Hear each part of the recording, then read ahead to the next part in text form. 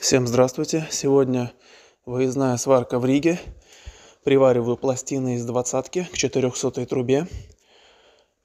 Довольно срочная работа. Вчера позвонили, не успевали заказать лазерную резку.